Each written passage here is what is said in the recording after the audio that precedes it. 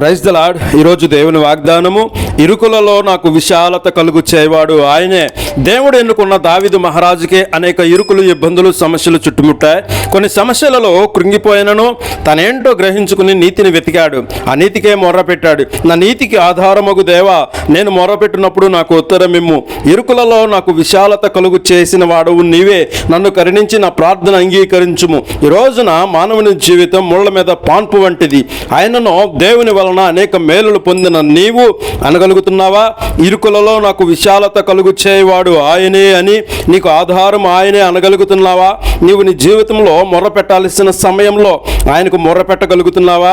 అన్ని విషయాలలో విశాలత కలుగు చేయవాడు ఆయనే అని చెప్పగలుగుతున్నావా? నన్ను కరుణించి నా ప్రార్థన అంగీకరించు దేవా అని ఎప్పుడైతే ఆయనకు మొర్ర పెడతావో నీ ఇరుకులలో విశాలత కలుగు చేయవాడు ఆయనే అని గ్రహిస్తావు. ఎందుకంటే ఆయనే మనకు ఆధారం.